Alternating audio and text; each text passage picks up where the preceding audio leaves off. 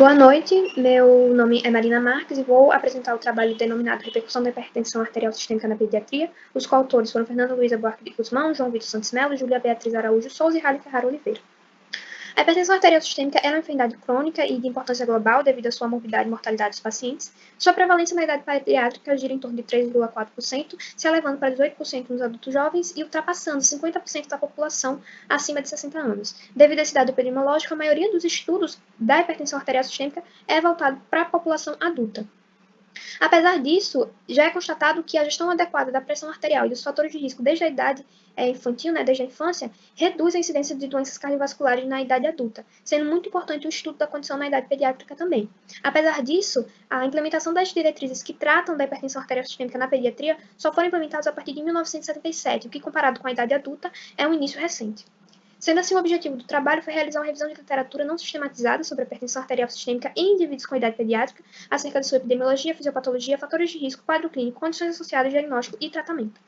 A metodologia utilizada foi uma busca nas bases de dados Cielo, PubMed e Google Acadêmico, usando os termos de busca hipertensão arterial sistêmica em crianças, hypertension in child e hipertensão arterial em pediátrica. Ao total foram selecionados 15 artigos, todos publicados nos últimos 10 anos, utilizando os critérios de inclusão, trabalhos que tratavam de pacientes neonatos até os 18 anos e que abordavam hipertensão arterial infanto-juvenil, e que tinham também correspondência com o objetivo do trabalho. Sendo utilizados critérios de exclusão, os trabalhos que não relatavam a hipertensão arterial sistêmica na pediatria, textos incompletos, trabalhos de conclusão de curso, dissertações de mestrado, teses de doutorados e capítulos de livro. Sendo assim, a incidência da hipertensão arterial sistêmica na pediatria varia de 3 a 5%, mas pode chegar até 20% em crianças obesas, sendo a obesidade um dos principais fatores de risco. É importante relatar também que existem variações dessa porcentagem a depender da faixa etária. Nos neonatos, por exemplo, pode ter incidências de até 0,12%. A maioria dos trabalhos trouxe um aumento do número dos casos ao longo dos anos, mas também pode se constatar na literatura diminuições da prevalência da hipertensão arterial sistêmica pediátrica nos países de alta renda da Ásia e Oceania. Sendo importante destacar que vários fatores podem interferir nesses dados epidemiológicos, como dados do próprio estudo, como metodologia e número estudado, além de fatores como idade, sexo, condição socioeconômica da população estudada. A fisiopatologia da condição pode ser primária, estando mais relacionada à elevação da pressão arterial sistólica, ou secundária, se relacionando mais diretamente à elevação da pressão arterial diastólica. Apesar de já serem conhecidas as possíveis fisiopatologias, ainda não existe um consenso na literatura de que haja uma relação entre o tipo fisiopatológico e os níveis pressóricos. As principais enfermidades causadoras da hipertensão arterial secundária foram a doença renal, paraquimatose, estenose de artéria renal e coarctação da aorta. Nos casos primários, estavam mais relacionados a crianças acima dos 6 anos com histórico familiar de hipertensão arterial sistêmica e que apresentavam sobrepeso e obesidade.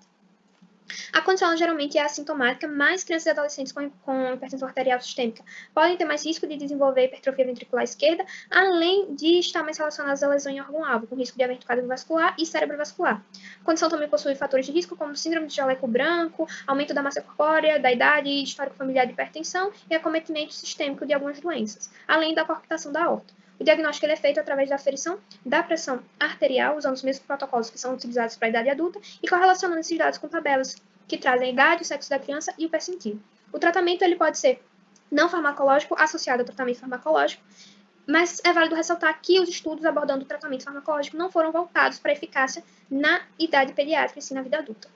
Sendo assim, a hipertensão arterial sistêmica é uma condição de origem variada na pediatria, está associada a outras condições e fatores de risco bem definidos, possui diagnóstico com exames de indicação estabelecidas e possui modalidades complementares de tratamento. Tem repercussões na vida adulta e ainda é necessário estudos futuros para constatar a verdadeira epidemiologia e as maneiras mais eficazes de tratamento. Aqui estão as referências.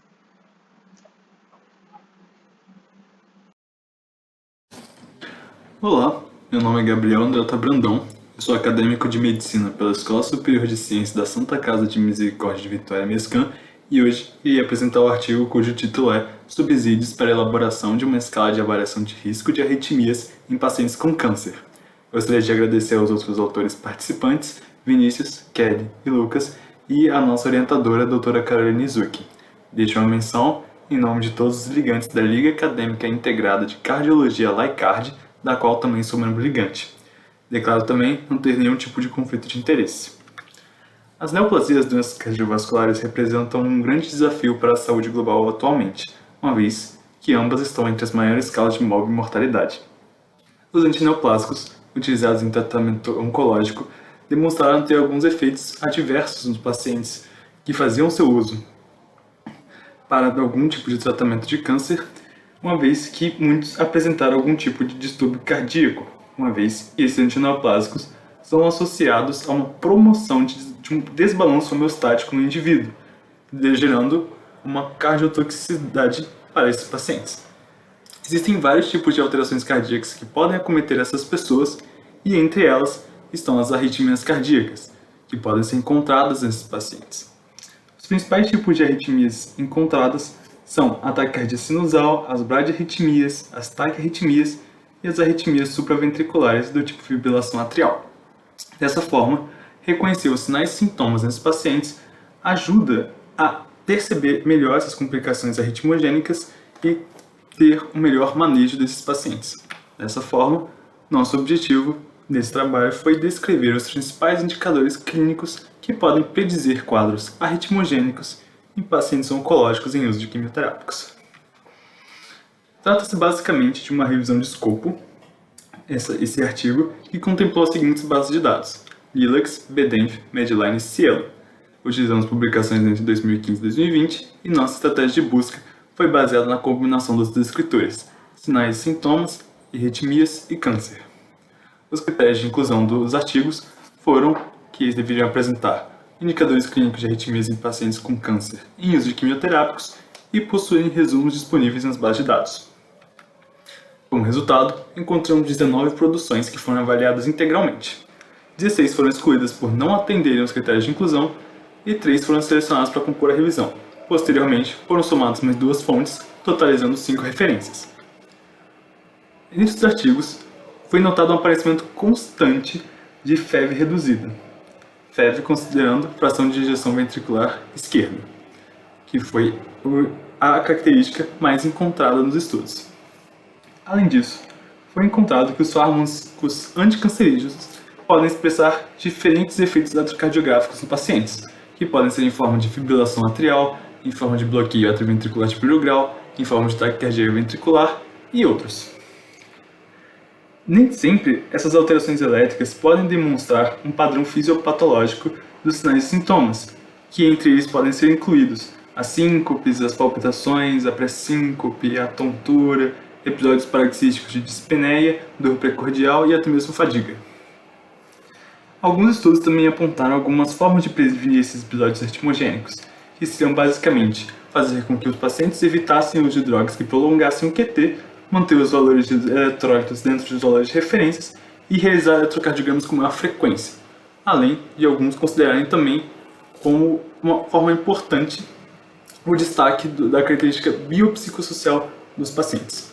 Em considerações finais, temos que os principais indicadores clínicos foram as síncopes, as palpitações, a pré-síncope, a tontura, episódios paroxísticos, dispneia, dor precordial e fadiga, como citado anteriormente, e a avaliação destes é essencial para que os pacientes em tratamento oncológico que desenvolvam algum distúrbio cardíaco tenham o melhor manejo. Foi também observada a necessidade de novas produções que relacionam esse tema de arritmias em pacientes com câncer. Essas foram as nossas referências. Obrigado pela atenção. Boa noite a todos. Meu nome é Sofia Cotsifas. Eu sou acadêmica da Faculdade Evangélica Mackenzie do Paraná e eu vou comentar um pouco sobre o que a literatura atual aponta em relação ao uso do TAV em pacientes de diferentes grupos de risco. A estenose da válvula aórtica ela é a patologia de válvula cardíaca mais comum em países desenvolvidos, sendo que ela possui um prognóstico bem desfavorável caso não seja tratada, sendo que a sua mortalidade chega a cerca de 50% após um ano de início dos sintomas e pode atingir até 90% após 5 anos do início dos sintomas, caso não seja tratada. A estenose, ela reduz a injeção de sangue pelo ventrículo esquerdo para a aorta, porque acaba causando tanto um aumento da pressão quanto uma hipertrofia desse ventrículo, sendo que essa patologia ela é tradicionalmente tratada através da substituição cirúrgica da válvula aórtica, que também é chamada de SAVR. Mas por consistir em uma cirurgia de peito aberto e, portanto, bem invasiva, ela geralmente não é recomendada para pacientes de alto risco cirúrgico, que representam cerca de 30% dos acometidos pela estenose aórtica grave. Por conta disso, o implante transcatéter da válvula aórtica, que também é chamado de TAV, ele passou a ser grandemente utilizado para o tratamento desses pacientes, sendo que o seu sucesso estimulou que essa técnica começasse a ser cada vez mais explorada e mais difundida. Como o TAV é realizado através de um catéter, a via que vai ser utilizada para a inserção dessa válvula ela deve ser cuidadosamente escolhida pela equipe médica, sendo que normalmente são utilizadas as vias transfemoral retrógrada, a via transapical, transaxilar e transaórtica. Nosso principal foco aqui, além de fazer uma revisão da literatura que aborda o uso do TAV frente ao uso do SAVR, é também de avaliar as vantagens e desvantagens dessas duas técnicas e de comentar sobre as vias de acesso que podem ser utilizadas para a inserção do catéter no caso do TAV. Nós selecionamos artigos através de bancos de dados eletrônicos como o Cielo, o PubMed e o Google Acadêmico, e esses artigos eles tinham sido publicados entre 2012 e 2020 nas línguas portuguesa, inglês e espanhol. Normalmente, a inserção do catéter no TAV é feita através da via transfemoral, já que essa via ela apresenta menores taxas de mortalidade e de morbidade, além de reduzir a agressividade dessa intervenção, o tempo de recuperação dos pacientes após esse procedimento e também as possíveis complicações vasculares que podem acabar acontecendo. Mas é claro que para a utilização dessa rota, o trajeto vascular aorto-ilio-femoral ele deve estar em perfeitas condições, o que pode ser avaliado através de exames de imagem. Agora, pensando na utilização da técnica TAV, ela é amplamente utilizada em pacientes de alto risco cirúrgico, porque ela é capaz de reduzir a mortalidade nesse grupo. Já para os pacientes de risco intermédio, as taxas de mortalidade e de AVC após o procedimento, eles não apresentaram grandes diferenças entre o TAV e entre o SAVR. Mas agora, pensando em alguns outros fatores, o TAV, apesar de ele ter tido maiores incidências e necessidade de implantação de marca-passo após o procedimento, ele também apresentou menores taxas de fibrilação atrial e de lesão renal aguda. Já agora, para os pacientes de baixo risco, geralmente o TAV ele não é utilizado por conta da menor durabilidade da válvula que é insertada, o que acabaria gerando a necessidade de realizar uma nova cirurgia no futuro para a troca dessa válvula. Inclusive, hoje em dia, existem vários modelos de próteses que estão sendo desenvolvidos justamente para tentar aumentar essa durabilidade da prótese. Mas, caso necessário, essa troca de prótese, ela pode ser realizada através de uma reposição cirúrgica ou através de um procedimento válvula em válvula.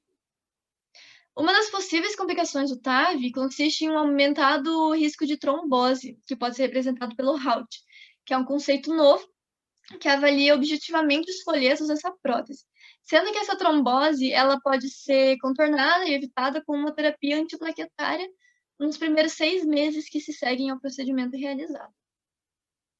Bom, com isso deu para concluir que o TAV ele tem benefícios bem claros e normalmente é indicado para os pacientes de alto risco cirúrgico. Já no caso de pacientes de risco intermédio, não foram evidenciadas grandes diferenças entre o TAV e o SAVR, ficando mais a critério médico a escolha de qual procedimento vai ser utilizado. E no caso de pacientes de baixo risco cirúrgico, geralmente o TAV não é indicado e geralmente eles são submetidos ao SAVR mesmo. Aqui estão nossas referências. Muito obrigada pela oportunidade de apresentar aqui no Congresso e uma boa noite a todos. Olá, meu nome é Vanessa, sou estudante de enfermagem da Universidade Estadual do Ceará, faço parte do grupo de pesquisa em epidemiologia, cuidados em cronicidades e enfermagem, o Grupo S, liderado pelas professoras Tereza Magalhães e Vera Mendes. Introduzindo a temática, o Ministério da Saúde, orientado pela Organização Mundial da Saúde, delimita o período próprio para a adolescência entre 10 e 19 anos. Sabe-se que essa fase traz consigo diversas mudanças para o adolescente. Ele passa por mudanças corporais, mudanças na mentalidade, sua personalidade ela é consolidada. Essas mudanças elas são potencializadas ainda mais pelo processo de adoecimento. O adolescente ele passa por transformações e adaptações. E em se tratando do adoecimento cardíaco, consequências foram vistas como modificação da rotina devido a exames frequentes, internações e cuidados permanentes, que geram sentimentos negativos que afetam a expectativa de futuro do adolescente. A assistência e saúde para o público adolescente deve se prosseguir com cautela, a fim de cobrir com qualidade suas necessidades. O caminho a ser seguido é um cuidado integral. Pensando que o adolescente é um ser capaz de autogestão, o autocuidado favorece o exercício das ações de controle e condução das suas atividades. Para tanto, a importância de ações de educação e saúde se revelam necessárias, uma vez que possibilitam o estímulo dessa posição de autonomia sobre a saúde e doença. O objetivo do estudo é investigar quais as tecnologias educativas para a adesão do tratamento e autocuidado de adolescentes com cardiopatia orovalvar. Na metodologia, o tipo de estudo é uma revisão integrativa que seguiu as etapas preconizadas por Mendes, Silveira e Galvão. Para Para a definição da pergunta-problema, utilizou-se a estratégia PICO para pesquisas não clínicas, onde a população foram os adolescentes, a intervenção, a tecnologia educativa, o controle como nenhuma intervenção e o desfecho como autocuidado e adesão dos adolescentes com cardiopatia orofacial e adoecimento crônico. A escolha dos artigos se deu no período de agosto a outubro de 2019 nas bases de dados Medline, PubMed, Cielo e BVS. Os critérios de inclusão foram os artigos divulgados em periódicos no idioma português, inglês e espanhol e que considerassem o objetivo sugerido pela pesquisa e que estavam disponíveis na íntegra, com determinação de limite temporal. Os critérios de exclusão foram os resumos de comunicação em congressos, notícias, publicações do tipo editorial, cartas ao editor e estudos de reflexão. Para a apresentação das buscas e escolhas criteriosas dos estudos, empregou-se o Prisma, onde, no final da busca e aplicação dos filtros de estratégias de busca, foram encontrados 18 artigos. E esses 18 artigos apresentaram várias tecnologias que versavam sobre a adesão terapêutica e autocuidado de adolescentes em diversas situações, como diabetes, asma, hanseníase, HPV e obesidade. Os tipos de tecnologias listadas foram jogos educativos, escala, cartilhas educativas, aplicativos móveis, entre outros. E sobre as temáticas diversas encontradas foram promoções de hábito de vida, adesão ao tratamento, incentivo ao autocuidado, redução das barreiras do tratamento e educação nutricional. Na discussão, foram encontrados estudos que abordaram a promoção de hábitos de vida, controle de peso, prevenção de síndrome metabólica e de outras doenças crônicas. Outro estudo também abordou a adesão ao tratamento por meio do desenvolvimento da tecnologia de jogo educativo, cartilha e aplicativo almoçariado. Um outro artigo abordou o aplicativo móvel do WebMap para jovens com dor crônica. Um outro estudo abordou sobre a mídia social Facebook para assistência à saúde de adolescentes. Um outro estudo abordou sobre o aplicativo móvel com a tarefa de enviar mensagens de texto para lembrar e estimular o autocuidado e adesão ao tratamento da asma. Um outro artigo abordou sobre a tecnologia em saúde para educação nutricional e culinária. E um outro estudo abordou sobre os jogos de tabuleiro propondo educação em saúde sobre hanseníase. Sobre as considerações finais, esses instrumentos educativos são indispensáveis e pertinentes, visto que alcançam seus objetivos. São eles a admissão de hábitos saudáveis, mudança de referências comportamentais, informes, dados sobre a saúde, sobre as doenças crônicas, gerência e administração da condição de saúde e apoio ao adolescente pelo profissional de saúde. Também observou-se que as experiências oportunizadas pela utilização dessas tecnologias remetem aos cuidados próprios com cada situação clínica explanada nessa revisão. Porém, percebeu-se a fragilidade de ferramentas voltadas para adolescentes com cardiopatia orovalvar. Essas foram nossas referências. Olá, meu nome é Wagner do Nascimento Carvalho, eu sou enfermeiro e especialista em cardiologia hemodinâmica e mestre em ciências aplicadas à saúde do adulto pela Universidade Federal de Minas Gerais. Apresento para vocês o trabalho intitulado Tempo de porta-balão no infarto agudo do miocárdio, um desafio na rede de atenção. As doenças cardiovasculares correspondem à terceira maior causa de internações do Sistema Único de Saúde brasileiro e a principal causa de óbito em nosso país. Cerca de 17,7 milhões de pessoas morreram por doenças cardiovasculares no cenário mundial no ano de 2015, que corresponde a 31% do total de óbitos.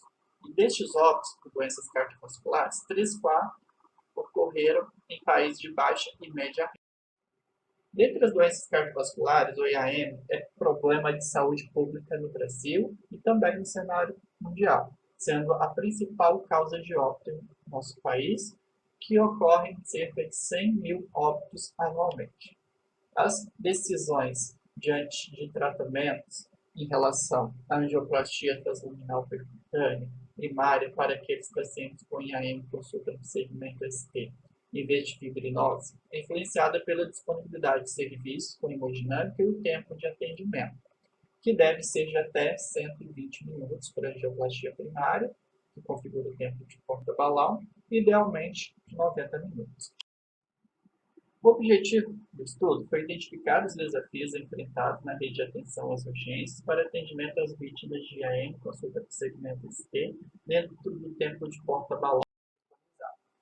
Metodologia. Foi uma revisão bibliográfica com a seguinte questão norteadora. Quais os principais desafios enfrentados na rede de atenção às urgências para atendimento às vítimas de IAM, consulta por segmento ST, dentro do tempo de porta-balão preconizado? A pesquisa foi realizada por meio da base de dados BVS no mês de junho de 2019, utilizando os seguintes descritores: infarto do miocárdio e tempo para tratamento, respectivas palavras-chave, considerando os estudos indexados nos idiomas espanhol, inglês e português. A pesquisa obteve inicialmente 57 estudos. Critérios de inclusão foram estudos que avaliaram o tempo de porta-balão no atendimento aos pacientes vítimas de IAM. Critério de exclusão, estudos que não abordaram o tema proposto e que foram encontrados repetidas vezes em bases de dados. Após a leitura dos títulos e resumos, foram selecionados 24 estudos, contemplaram os critérios de inclusão e exclusão, os resultados deles foram usados para responder os objetivos da pesquisa. Dentre os resultados, o atendimento pré-hospitalar da vítima de IAM deve ser realizado no intuito de reduzir o tempo de isquemia e necrose miocárdica, possibilitando um atendimento rápido em unidade hospitalar de referência e tratamento adequado para restaurar a perfusão miocárdica.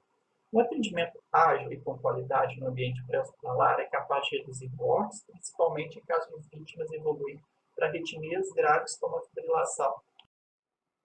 Dentre os fatores que influenciam atingir o tempo de porta-balão preconizado estão o atendimento da vítima em local distante de uma unidade hemodinâmica, atraso na transferência de pacientes vítimas do infarto para hospitais que possuem unidade hemodinâmica, dificuldade da vítima em reconhecer sinais e sintomas de infarto, atrasando a procura por atendimento, encaminhamento de vítimas com infarto para hospitais que não possuem unidade hemodinâmica e também mulheres, idosos, diabéticos, vítimas de IAM que apresentam atraso na procura por atendimento.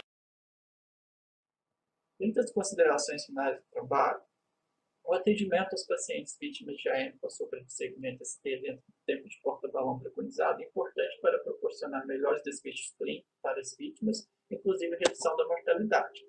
Contudo, a rede de atenção às urgências enfrenta desafios para esses atendimentos, principalmente a distância e o tempo de deslocamento, e muitas das vezes para hospitais que não possuem unidade hemodinâmica. Algumas referências utilizadas. E muito obrigado. Olá, meu nome é Jonathan Brito e irei apresentar o trabalho intitulado sobre tendência temporal de internamentos hospitalares por hipertensão essencial na Bahia, no período de 2015 a 2019, orientado pela enfermeira Águila Gonçalves de Carvalho Santana e o enfermeiro Dr. Nuno Damácio de Carvalho Félix. Como introdução, a hipertensão essencial é uma condição clínica que possui variados mecanismos subjacentes que têm relação com os fatores comportamentais, como dieta com alto teor de sódio ou hipossódica, tabagismo, estresse mental em longo prazo, obesidade e fatores genéticos. Entre os anos de 2008 a 2012, registrou-se no Departamento de Informática do Sistema Único de Saúde, o DataSUS, 5.685.827 internações devido a complicações por doença do aparelho circulatório, sendo que dessas, 479.497 casos foram notificados por hipertensão essencial.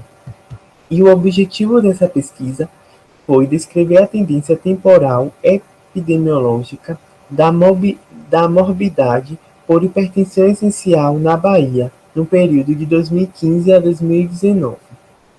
Como metodologia, utilizou-se o estudo epidemiológico temporal e descritivo. A coleta de dados foi pelo Sistema de Informação Hospitalares do SUS, que é disponibilizado pelo Departamento de Informática do Sistema Único de Saúde, o DataSUS, sendo acessado no período de janeiro a fevereiro de 2021. Para evitar erros de retardo de notificação, optou-se por descrever os dados até 2019. Como variáveis, utilizou-se a faixa etária, sendo considerado adulto jovem de 20 a 39 anos, adulto tardio de 40 a 59 anos e idosos maior que 60 anos. O sexo masculino ou feminino, a cor, raça, autodeclarados subdivididas como brancos, branco, amarelo e indígena, e os não brancos, que são preto e pardo. Como resultados, o número total de internamento por hipertensão essencial foi de 29.181 casos, sendo predominantemente no sexo feminino, com 19.146 casos, na cor, raça, não brancos, 24.974 casos, e na faixa etária idosa, com 18.428 casos. Esses dados corroboram com o estudo de Malachias et al. Em 2016, que relata também a prevalência no sexo feminino, com 24,2%, e na raça negra cor preta, 24,2%, comparado a adultos pardos, com 20%, mas não nos brancos, com 22,1%. E em relação à idade, justifica-se de acordo com Guerra et al. Em 2018 e Ares et al. Em 2021, que há uma diminuição na adesão ao tratamento entre esses pacientes hipertensos com a idade superior a 64 anos, que está atrelado também às condições sociodemográficas e culturais que esse paciente está inserido.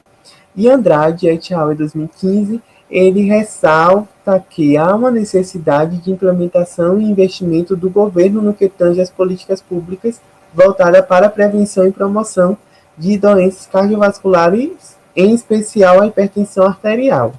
E como considerações finais, vale ressaltar que esses dados reforçam a necessidade de intervenções de políticas públicas e o investimento do governo na prevenção e promoção da saúde, em especial das doenças cardiovasculares, a qual a hipertensão essencial está englobada, visando a redução da morbidade pela patologia em estudo e também reduzindo os custos de internamento.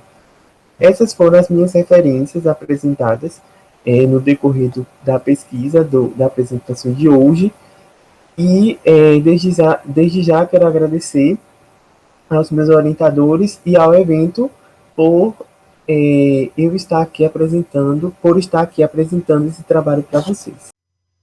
Olá, meu nome é Maria Laura. Hoje eu vim apresentar o meu trabalho, cujo tema é terapia de radiação gama intracoronária localizada para inibir a recorrência de reestenose após angioplastia, uma revisão de literatura.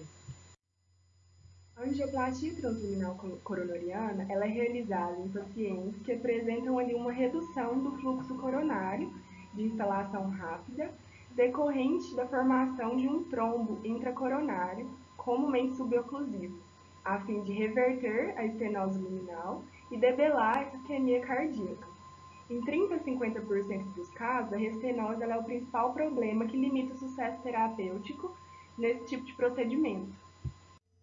Então, o objetivo desse trabalho foi realizar uma revisão de literatura sobre a eficácia do uso da radiação gama intracoronária, nesse caso mais especificamente sobre o irídio 192, a fim de inibir a recorrência da restenose após esse procedimento, que é a angioplastia. Aqui na revisão de literatura eu trouxe 3 trabalhos que eu considerei mais relevantes. Nesse primeiro, de um total de 214 pacientes, 111 foi designado para o grupo irradiado, 103 para o grupo placebo. A ocorrência de reestenose intricente foi observada em 21,6% do grupo irradiado, 50,5% do grupo placebo, ou seja, mais do que o dobro. Nesse segundo trabalho, de um total de 685 pacientes, a angiografia de acompanhamento estava disponível em 415, desses 310 tratados com radiação, 105 com placebo. A angiografia constatou uma redução na reestenose binária em 30% do grupo irradiado, 66% do grupo placebo, mais uma vez, mais do que o dobro. E nesse terceiro trabalho, em uma amostra de 130 pacientes, metade foi designado para o grupo irídio, metade para o grupo placebo. Aqui teve uma recorrência de reestenose intricente em 19% do grupo irradiado, 58% do grupo placebo, E no segmento, além do stent, incluindo suas bordas, 26% do grupo irradiado e 67% do grupo placebo. Esse estudo ele foi elaborado a partir de uma revisão de literatura nas seguintes bases de dados eletrônicas aqui citadas, no período de 97 a 2020, considerando apenas artigos referentes a ensaios clínicos randomizados para uma maior segurança dos dados. Nos 9 estudos, contabilizaram-se um total de 1.264 pacientes que apresentavam ali a angiografia de acompanhamento, com idade média de 64 anos, sendo que 751 pacientes foi administrada a terapia de radiação gama e em 513 administrado placebo. Desses 751 pacientes que receberam a radiação, 311 tiveram a recorrência de restenose, um total ali de 41%. Dos 513 que receberam placebo, 490 apresentaram restenose, um total de 95%. Então, dessa forma, a eficácia da terapia com radiação foi observada em 59% dos pacientes que receberam. Apesar dessa alta eficácia, há algumas incertezas sobre as consequências dessa radiação a longo prazo no organismo dos pacientes que receberam. Os artigos eles constataram um total de 33 mortes, 142 infartos e 34 episódios de trombose no grupo irradiado em um período de 6 a 12 meses. Já no grupo placebo, constataram-se um total de 22 mortes, 51 infartos e 13 episódios de trombose. Apesar disso, nesse momento, a terapia com radiação gama, mais especificamente o irídio 192, parece fornecer uma valiosa alternativa ao arsenal do cardiologista intervencionista. Então, aqui nas considerações finais, a maioria, 59%, dos pacientes que recebeu a terapia de radiação, não apresentou restenose após o procedimento de angioplastia. Então, se mostrou uma alternativa bastante promissora na busca por um procedimento ali que evite tais episódios, visto que aqui no grupo placebo, 95% dos pacientes apresentaram episódios de restenose. E aqui estão as referências que eu utilizei para realizar esse trabalho. E é isso, muito obrigada, espero que tenham gostado. Boa noite, o presente artigo sobre tecnologia te falou a importância do diagnóstico precoce e tratamento humanizado. Os escritores são Ana Lívia Moura Magalhães Dornelas, estudante do 4º ano de enfermagem, Douglas Dornella Silva e Fernanda Lídia Dornella Santiago, estudante do 2º ano de medicina, Marcela Ferrani Gouveia, enfermeira pela Universidade Federal de Viçosa e mestre em ciência da saúde pela mesma. A cardiopatia congênita é uma alteração grave das estruturas do coração, que acomete lá no desenvolvimento uterino. No Brasil, nasce cerca de 29.800 recém-nascidos, quanto a tetralogia te falou, sendo que 80% desses recém-nascidos necessitam de cirurgia, sendo principalmente no seu 1º ano de vida, o diagnóstico precoce. A cardiopatia congênita tem grande destaque com as anomalias cromossômicas, como síndrome de Down e trissomia 18. A tetralogia te falou consiste em 4 anormalidades: o defeito do septo interventricular, cavalgamento da aorta, estenose pulmonar e hipertrofia ventricular direita, ocasionando assim uma crise hipercianótica e uma hipóxia. Os sinais e sintomas desses recém-nascidos são choro constante e as suas mãos vão ficar bem arroxeadas, bem escuras. Portanto, a realização do diagnóstico precoce reduz a taxa de mortalidade neonatal, permitindo assim a maior qualidade de vida, ressaltando assim um tratamento humanizado, tanto para o recém-nascido e também para a sua família. A nossa metodologia é uma revisão bibliográfica realizada através do Google Acadêmico, do Cielo e de revistas de ciência da saúde. Buscando, assim, foram com ênfase em doenças cardíacas congênitas e o período foi entre 2007 e 2019. Os livros utilizados foram 2.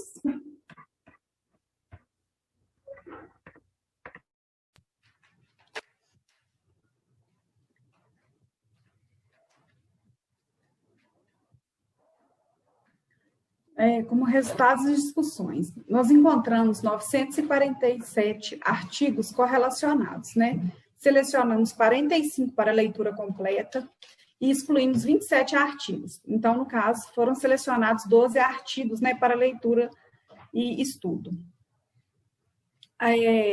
Desses artigos, né, a cardiopatia congênita corresponde a cerca de 10% dos óbitos infantis, sendo que a tetralogia de Fallot, ela representa 40% dos tipos de malformação.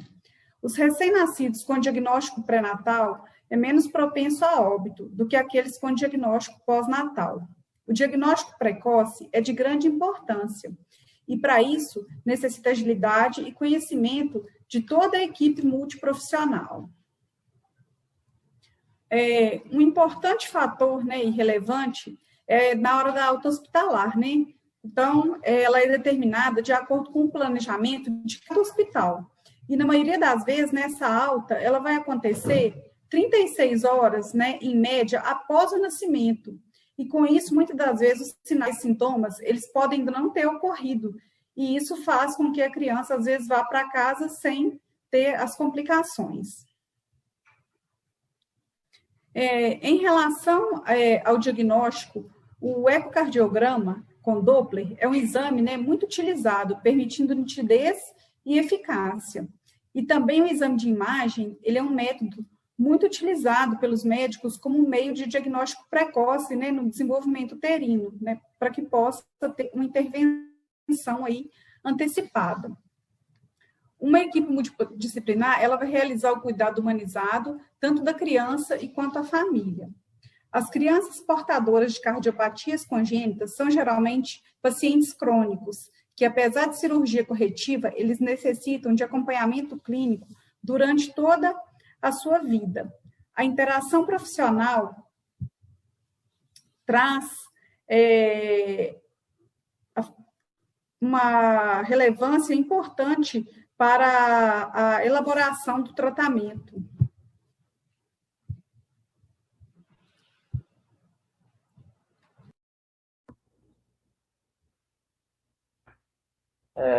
Conclui-se, então, que o diagnóstico precoce é de grande importância para a sobrevida dos pacientes com tetralogia de Fallot.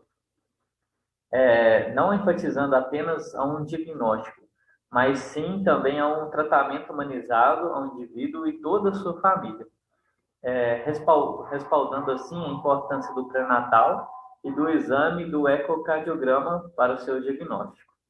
Obrigado, essa foi a nossa apresentação.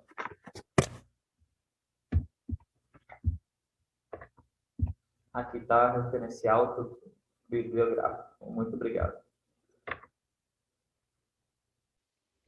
Olá, tudo bem? Eu sou o Arthur Eduardo, juntamente com Alexandre de Castro, a Fernanda Caetano, Fernando Batista, a Giovana Aparecida e o Vitor Gonzalez, e tendo orientador o Dr. Cícero Roberto Bandeira Kenizuai, iremos abordar o tratamento da hipertensão arterial através da classe ECA. Na introdução, colocamos que a hipertensão arterial é uma condição clínica multifatorial caracterizada por elevação sustentada dos níveis pressóricos superior ou igual a 140 e ou 90 mm de Hg. Está associada frequentemente a distúrbios metabólicos, alterações funcionais ou estruturais de órgãos-alvos, sendo agravado pela presença de outros fatores de risco, por exemplo, dislipidemia, obesidade abdominal, intolerância à glicose e diabetes mellitus. A hipertensão arterial atinge 32,5% de indivíduos adultos, cerca de 36 milhões, mais de 60% dos idosos, contribuindo direta ou indiretamente para 50% das mortes por doenças cardiovasculares. 54% dos acidentes vasculares cerebrais e 47% dos casos de doença isquêmica do coração são consequência direta de hipertensão, que se posiciona entre os principais fatores de risco para morbimortalidade cardiovascular. Os bloqueadores dos canais de cálcio dihidropiridínicos de longa ação, os inibidores da enzima conversora de angiotensina ou bloqueadores do receptor da angiotensina e os diuréticos semelhantes aos tiazídicos. O sistema renina-angiotensina-aldosterona é um importante regulador cardiovascular e renal, sendo que sua desregulação perpetua uma cascata pró-inflamatória, protrombótica e aterogênica, que está na base das lesões de órgão-alvo. Algumas meta-análises demonstraram que a supressão deste sistema reduzia a mortalidade cardiovascular nos indivíduos hipertensos com ou sem diabetes mellitus. O IECA é um dos principais fármacos utilizados no bloqueio do sistema renina-angiotensina-aldosterona. Nos objetivos, essa revisão de literatura tem como finalidade relatar os benefícios proporcionados pelo uso do inibidor da enzima de conversão de angiotensina no tratamento da hipertensão arterial. Na metodologia, o presente estudo trata-se de uma revisão narrativa sobre o tratamento da hipertensão arterial através da classe dos inibidores da enzima de conversão de angiotensina, sendo realizado buscas nas bases de dados PubMed, Cielo, Google Scholar, descritores DESC e MESH, utilizados arterial hypertension, angiotensin converting enzyme inhibitor e high blood pressure treatment. Na discussão, os IECAs atuam sobre o sistema renina-angiotensina-aldosterona e cinina-calicreína. Em um estudo comparativo entre um IECA e um diurético, observou-se a disparidade de resultados na queda da pressão sistólica aórtica, na pressão de um pulso aórtico e na pressão aumentada aórtica estimada. Dessa maneira, constata-se que o IECA com o medicamento melhor ao comparado com outras classes. Os IECAs, em comparação com os BRA, apresentam um melhor benefício na proteção cardíaca. A introdução do IECA na terapia convencional em pacientes com insuficiência cardíaca congestiva grave reduz a mortalidade e melhora os sintomas. Os IECAs também têm papel importante nos pacientes com infarto anterior ou disfunção ventricular. Os IECAs têm apresentado benefício na prevenção de óbitos, infarto e da AVC em pacientes com doença aterosclerótica prévia e com comprometimento coronariano. Também se beneficiam os portadores de cardiopatia isquêmica em que controlam a hipertensão arterial. Estudos novos têm demonstrado que o AI atua como um potente agente pró-inflamatório. Em pacientes hipertensos diabéticos, o IECA apresentou um efeito renoprotetor também. Nas considerações finais, os estudos mostraram que o medicamento da classe ECA, além de apresentar melhora na RAS, apresenta também uma melhora da função endotelial, na circulação subcutânea, braquial, renal e melhora do prognóstico de insuficiência cardíaca congestiva grave, reduzindo a mortalidade dos pacientes. Os medicamentos da classe ECA são efetivos no tratamento da RAS, sendo uma estratégia terapêutica interessante capaz de trazer benefícios ao paciente, além de somente com problemas de pressão arterial. Essas são as nossas referências. Muito obrigado. Uso de colorir como recurso terapêutico para mães de bebês com cardiopatia congênita em unidade de internamento. A cardiopatia congênita é uma anormalidade na estrutura ou funcionamento do coração que acaba impondo algumas limitações para a relação mãe-bebê, podendo cursar com separação decorrente de internações em UTI. O bebê apresenta uma sintomatologia específica que pode incluir dificuldades em relação à amamentação e alguns cuidados básicos que normalmente são realizados pela mãe e passam a ser da equipe de saúde. Isso muitas vezes pode representar uma perda, além de fantasias de incapacidade e inutilidade pela mulher. Então, a proposta é o uso de recursos de arte-terapia no contexto hospitalar, e aí a gente traz de Alencar e colaboradores que mostra como esse recurso sendo um diferencial por tratar-se de um espaço em que pacientes e familiares vivenciam sentimentos de tristeza, angústia, medo, isolamento em decorrência do ambiente, da ociosidade, do rompimento de vínculos familiares e do contato constante com a doença e a morte. Então, a proposta é utilizar uma tecnologia que foi desenvolvida no Programa de Mestrado Saúde da Criança e do Adolescente na Universidade Estadual do Ceará, que foi um livro de colorir chamado Cores do Coração. Teve como base a arte-terapia, é uma proposta leve dentro de um ambiente em que predominam mais tecnologias duras, no intuito de amenizar tensões, promover o relaxamento e o melhor enfrentamento da doença pela mãe, enquanto ela aguarda na unidade a resolutividade do quadro do filho. É um estudo descritivo com abordagem qualitativa, foi realizado em um hospital de referência Norte e Nordeste, no tratamento de cardiopatia congênita. Foram 5 mães participantes em que os bebês estavam internados em UTI cardiológica pediátrica. Foi entregue a cada um kit chamado Cores do Coração, que continha o livro de colorir com lápis de cor, giz de cera, canetinha, e acertado entre o participante e o entrevistador, que na semana seguinte iam ser realizadas as entrevistas e a gente ia ter condições de avaliar ou de observar como é que tinha sido o processo de colorir. Então, as falas seguidas das entrevistas foram transcritas na íntegra e analisadas seguindo os pressupostos de Minayo, surgindo 97 recursos expressivos organizados em 9 unidades de significado e reorganizadas em 3 categorias temáticas que a gente vai ver mais à frente. Então, foi tudo aprovado pelo Comitê de Ética do hospital e seguiu a Resolução 466/12. Então, a primeira categoria que nós tivemos foi o entendimento da função de colorir. em que a gente traz Marcelino Figueiras com a fala de que o processo de transformar sentimentos e emoções em linguagem escrita integra aspectos cognitivos e emocionais, proporciona autorreflexão, acolhimento e organização de sentimentos e emoções pessoais. E a mãe 4 relatou, eu gostei tanto de ter recebido esse livro de vocês, porque quando a gente chega aqui, querendo ou não, você se sente inútil, porque você não pode fazer nada pelo seu filho. A mãe 1 colocou que, eu ficava escolhendo as cores para tentar passar ali tudo que eu sentia naquele momento. A segunda categoria foi a expressão de sentimentos, em que Bré e Freud trazem que a fala pode expressar sofrimento e também aliviar sintomas psíquicos e físicos. Então, a mãe 1 colocou, eu quis fazer bem colorido, apesar de ansiosa e triste, escolhi fazer com cores alegres. A mãe 5 colocou que ficou pensando em cada desenho, procurando cores alegres para me alegrar também, não gosta de ficar triste. A categoria 3 é o enfrentamento da dor, em que a gente traz santos e colaboradores, colocando que o enfrentamento ele pode ser centrado no problema e na relação entre o indivíduo e o meio, ou seja, nesse enfrentamento com a realidade, ou pode ser centrado também na emoção objetiva, no manejo desse estresse e do mal-estar físico por ele ocasionado. E a mãe 3 coloca, eu acho que tem que ser positivo, que a gente não se deve deixar abater. E a mãe 5, pintando eu relaxei, penso em coisas boas e o aperto no peito diminui de algum tempo. Então, o que a gente conclui é que o recurso utilizado, o livro de colorir Cores do Coração, promoveu uma melhora no estado de humor, relaxamento e descontração frente à situação vivenciada por essas mães. Proporcionou um sentimento de acolhimento e escuta para a livre expressão de seus sentimentos no momento do internamento, contribuindo para uma estadia menos carregada de dor no ambiente hospitalar. Considera-se, então, que tecnologias e ações com olhar ampliado e direcionado à assistência humanizada a todos os sujeitos implicados, inclusive na vivência da cardiopediatria e não apenas na doença em si, promovam uma melhoria no enfrentamento e na qualidade da atenção à saúde materno-infantil. Obrigada. Meu nome é Maria Paula Maia Alves, sou acadêmica do 6º período de Medicina da Faculdade de Ciências Médicas e da Saúde Juiz de Fora Supremo, e hoje irei apresentar o trabalho que versa sobre o seguinte tema: o uso do ultrassom handheld no diagnóstico à beira-leito de doenças cardíacas. A anamnese e o exame físico sempre foram ferramentas essenciais para o diagnóstico das diversas enfermidades. No entanto, foi identificado certa limitação no diagnóstico de algumas doenças cardíacas apenas com a ausculta cardíaca.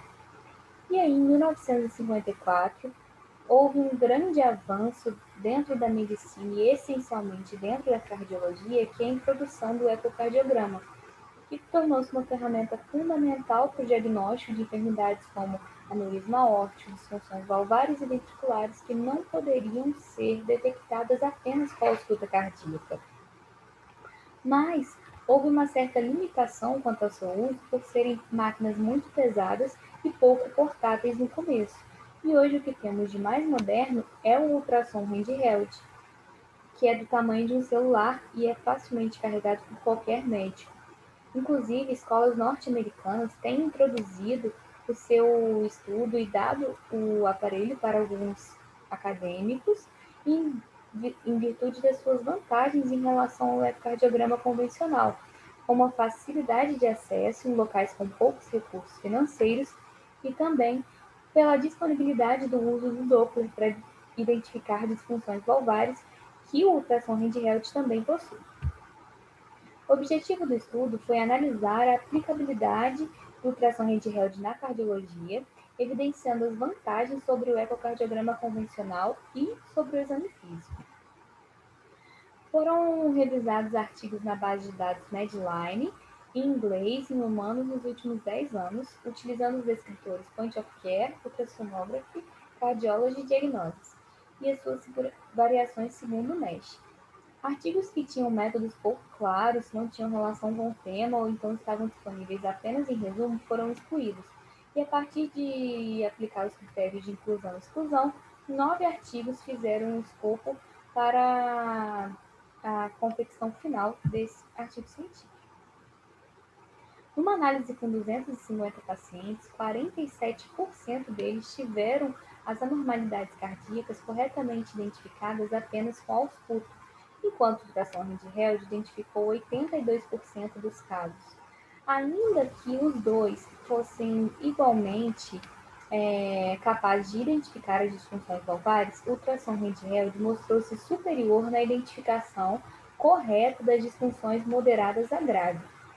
A Sociedade Europeia de Ecocardiografia fala que é necessário a introdução do ultrassom handheld na triagem inicial e também no diagnóstico das enfermidades cardíacas, podendo inclusive diminuir os gastos com exames complementares e internações por causa de complicações das disfunções cardíacas, porque poderiam ser facilmente identificadas e ajustável a dose de medicamentos, como por exemplo os diuréticos, no próprio atendimento à beira-leito e ambulatorial. Além disso, a doença valvar mais comum, que é a estenose aórtica, ela tem um tempo de detecção pelo handheld de menos de 3 minutos, enquanto no ecocardiograma tradicional é de 37 minutos, mais ou menos 6 minutos, e nem todos os locais têm essa facilidade de acesso. Por fim, conclui-se que o ultrassom handheld é uma ferramenta muito eficaz e complementar na detecção precoce das doenças valvares cardíacas, além da própria descompensação da insuficiência cardíaca. E você consegue reduzir os danos causados pelas descompensações, como internações por maior tempo, maiores gastos com a saúde. E a recomendação da Associação Europeia é justamente introduzir, sempre que possível, o ultrassom handheld como complementação do exame físico e, quando não tiver o ecocardiograma, é uma ferramenta fundamental, principalmente nos ambientes em que não temos muito acesso aos recursos financeiros. Muito obrigada, disponibilizo meu e-mail para futuras interações científicas. Olá, tudo bem? Meu nome é Fernanda Solano e, juntamente com Alexandre Bramochenko, Henrique Duarte, Igor Galvão, Maria Clara Aguiar, Nathalie Santos e tendo como orientador o Dr. Gustavo Lopes, iremos abordar o uso dos inibidores de SGLT2 na insuficiência cardíaca.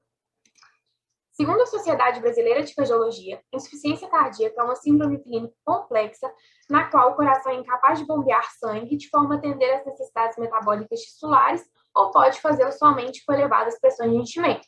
Tal condição pode ser determinada de acordo com a fração de ejeção do ventrículo esquerdo, FEV, a gravidade dos sintomas, o tempo e a progressão da doença. Achamos relevante trazer alguns dados epidemiológicos.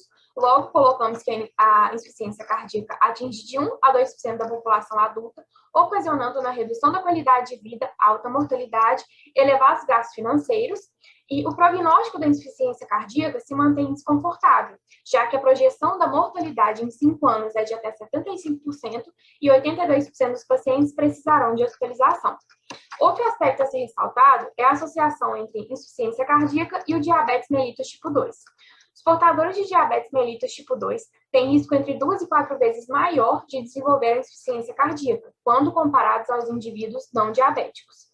Atualmente, existem 4 inibidores aprovados pelo FDA, que é a agência americana, para o tratamento do diabetes mellitus. E eles agem no túbulo contorcido proximal, produzindo um efeito hipoglicemiante e têm mostrado benefícios cardiovasculares, tornando-os importantes candidatos para o tratamento da insuficiência cardíaca. Os objetivos dessa revisão de literatura é discutir os possíveis benefícios e mecanismos de ação desse fármaco e, assim, analisar o potencial uso dos inibidores SGLT2 no tratamento da insuficiência cardíaca em pacientes com ou sem diabetes mellitus tipo 2. Em relação à metodologia, nós realizamos buscas na base de dados PubMed de 7 artigos no idioma inglês, datados entre 2017 e 2020, e usamos esses 3 descritores DEX/MESH. Sobre a discussão, é fácil e necessária a importância de uma busca por novas drogas para o tratamento da insuficiência cardíaca. Logo, nós trouxemos os inibidores SGLT2. Alguns ensaios clínicos com portadores de diabetes mellitus tipo 2, com alto índice de risco cardiovascular e com a utilização dos inibidores, têm mostrado redução na hospitalização, como a gente pode ver aqui. Em relação aos mecanismos de ação, esse fármaco melhora o funcionamento do coração, entre outras coisas, como podemos observar. Diminui a pressão arterial, diminui a pós-carga, aumenta a eritropoiese, aumenta o hematrócito, aumenta a oferta de oxigênio do miocárdio, que é muito importante, preserva a função renal e preserva a hipervolemia. Alguns efeitos adversos percebidos são risco de fraturas ósseas, cetoacidose diabética, infecções urinárias, hipotensão, isquemia tecidual. Considerações finais. Os inibidores SGLT2 como candidatos promissores para o tratamento de pacientes diabéticos e não diabéticos com insuficiência cardíaca, entretanto, são necessários estudos populacionais envolvendo a população brasileira a fim de se esclarecer os resultados sobre essa nova terapêutica. Essas foram as referências utilizadas para a confecção do artigo. Muito obrigada a todos. Olá, meu nome é Milena Moreira, sou acadêmica de Medicina da Universidade Federal de São João do Rei, campus Dom Bosco, e hoje falarei sobre o trabalho intitulado Utilização de novas tecnologias para a detecção de arritmias cardíacas, revisão de literatura, orientado pelo Dr. Gustavo Moreira. As arritmias são impulsos elétricos anômalos e, como exemplo, temos as bradiarritmias e as taquiarritmias. Dentre as taquiarritmias, a fibrilação atrial é a arritmia sustentada mais comum na prática clínica, e sua prevalência é, ainda assim, subestimada. A fibrilação atrial está associada com mortalidade elevada, aumento das chances de desenvolvimento de acidente vascular encefálico e, por isso, a detecção precoce é de extrema importância. Ela é capaz de permitir que as pessoas recebam tratamentos imediatos como anticoagulação oral e que modifiquem fatores de risco para o AVE. É para atuar nesse aspecto que surgem as novas tecnologias para detecção de arritmias, permitindo maior monitoramento cardíaco e detecção precoce de arritmias. Os objetivos dessa revisão são 3. Levantar as novas tecnologias disponíveis para a detecção de arritmias, analisar a validade delas e sua aplicabilidade na prática clínica. Esse estudo é uma revisão de literatura realizada com artigos adicionados por meio de busca ativa e com 39 artigos encontrados utilizando os descritores com os filtros data de publicação, selecionando os estudos dos últimos 10 anos, idiomas, selecionando os trabalhos escritos em inglês e português. Além desses 39 artigos, outros foram excluídos por não serem interessantes para a pesquisa ou por estarem duplicados. Com os resultados encontrados na revisão, fizemos uma divisão entre as novas tecnologias para a detecção de arritmias que são vestíveis e aquelas que não são vestíveis. Os dispositivos elencados demonstraram boa sensibilidade e especificidade para a detecção de fibrilação atrial, que é a arritmia mais encontrada na prática clínica. Embora os resultados apontem apenas para a fibrilação atrial, os dispositivos possuem potencial para a detecção de outros eventos arrítmicos, como bradicardias e taquicardias, por exemplo. Na tabela, os dispositivos de captação de ritmo foram elencados, mas a análise dos padrões desses ritmos se relacionam também com sistemas de algoritmos que analisam esses dados captados, sendo um importante fator a ser considerado. É por meio de alterações nesses sistemas e aplicativos de análise que há a possibilidade de realização de ajustes, com potencial de expandir esses distúrbios de ritmos que são detectados.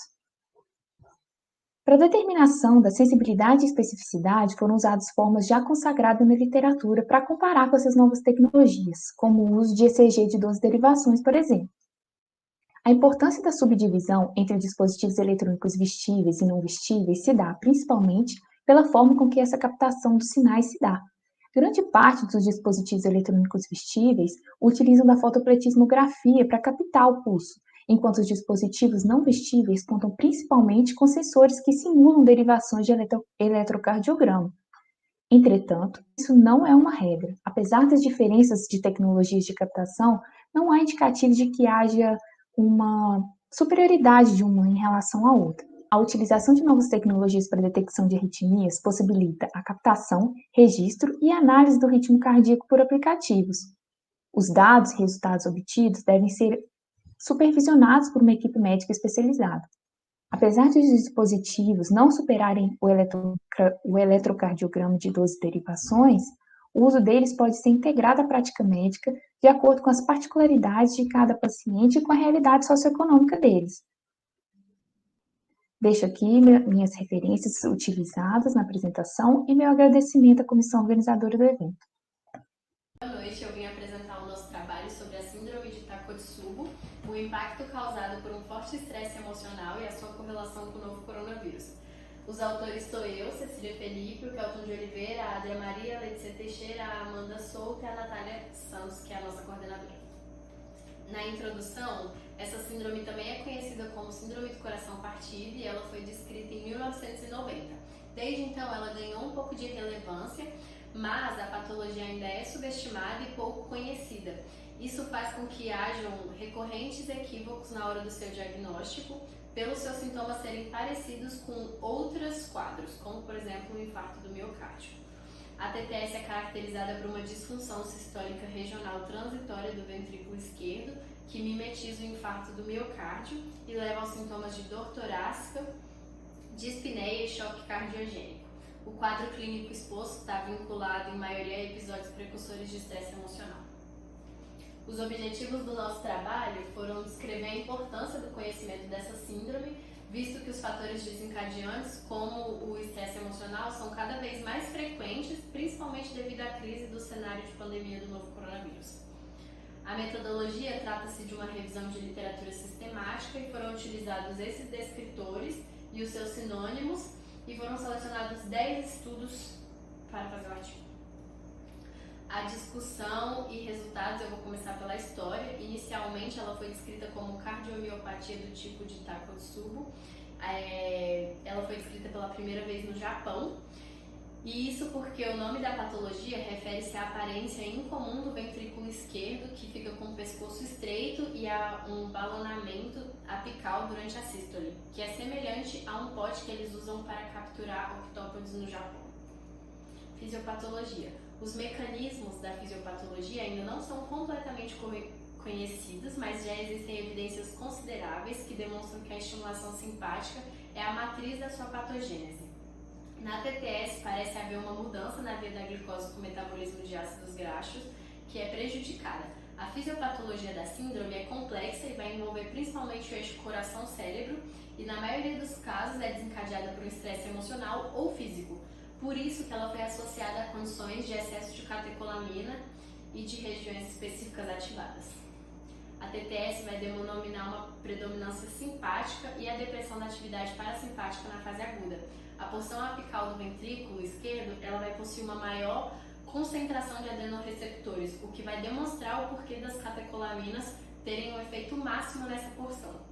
A abundância de catecolaminas vai causar mudança metabólicas a nível celular, a sinalização da proteína G1 causa a redução da contração miocárdia e a disfunção do ventrículo esquerdo. Sobre a epidemiologia, ela acontece em maioria em mulheres e na pós-menopausa, mas atualmente sabe-se que afetam ambos os sexos e diferentes idades. Isso abre um alerta para os jovens do século XXI que sofrem de transtornos afetivos depressivos ou ansiedade generalizada. O estresse, devido aos eventos, entre os eventos que podem desencadear a síndrome estão o estresse emocional, o gatilho ou doença neurológica e psicológica. Mais de 90% desses eventos são de cunho negativo. Sobre o impacto da síndrome na natalidade, ela é uma patologia recente, mal diagnosticada, que vai possuir relevância no cenário atual justamente devido aos seus fatores desencadeantes, como o estresse e a associação com o cenário de pandemia que causou estresse, solidão, impediu as pessoas de sofrerem o luto e tudo isso. A conclusão: ao analisarmos a fisiopatologia da síndrome, é possível afirmar que os eventos traumáticos eles vão gerar perturbações físicas e emocionais e estão ligados a essa doença. Esse distúrbio ele não vai se restringir a uma faixa etária, podendo atingir também a população mais jovem, que principalmente subestima os efeitos do estresse no organismo. Isso, assim a gente conclui que o sistema cardiovascular é diretamente atingido por episódios estressantes e o diagnóstico diferencial da doença. Também é importante ressaltar a gravidade de minimizar as consequências da saúde mental prejudicada, que foi extremamente intensificada durante a pandemia do Covid-19. E essa é a bibliografia que a gente usou para fazer o nosso trabalho.